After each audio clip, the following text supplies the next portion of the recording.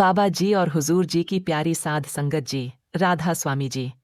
संगत जी, यह घटना बड़ी ही दर्दनाक और सच्ची है।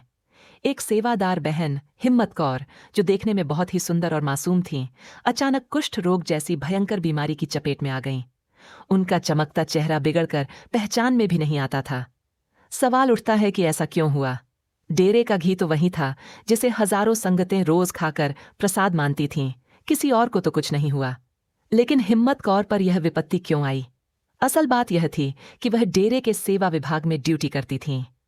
एक दिन एक सत्संगी पति पत्नी घर का बना शुद्ध देसी घी सेवा में लेकर आए और बड़े प्रेम से कहा, बहन जी, यह हमारी श्रद्धा से चढ़ाई गई सेवा है। उनके जाने के बाद हिम्मत कौर का मन डोल गया और लोभ के कारण उन्होंने वह पूरा घी चुपचाप अपने बैग में डाल लिया। उस समय उन्हें अंदाजा भी नहीं था कि यह छोटी सी गलती उनकी जिंदगी का सबसे बड़ा बोझ बन जाएगी।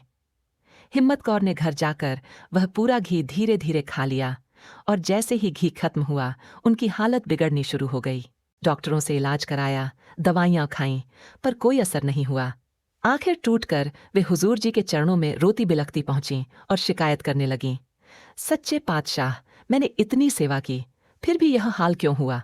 हुजूर जी ने शांति से जवाब दिया, बेटी, जिस घी को तूने उठाया था वह तेरा नहीं था, वह सेवा के लिए था और उस घी के साथ एक अरदास जुड़ी थी। जिस परिवार ने घी दिया था, उनके बेटे को कुष्ठ रोग था और उन्होंने मालिक से प्रार्थना की थी कि यह दुख संगत में बंट जाए ताकि उनके बेटे का कष्ट हल्का हो सके। वह रोग हजारों में बंटकर असरहीन हो जाता, लेकिन तूने लालच में आकर सारा घी अकेले खा लिया और वह पूरा दुख तेरे हिस्से में आ गया। यह सुनकर हिम्मत कौर सन्न रह गईं।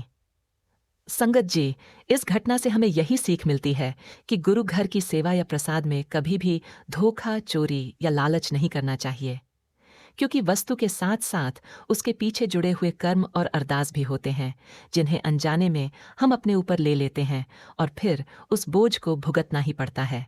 राधा स्वामी जी।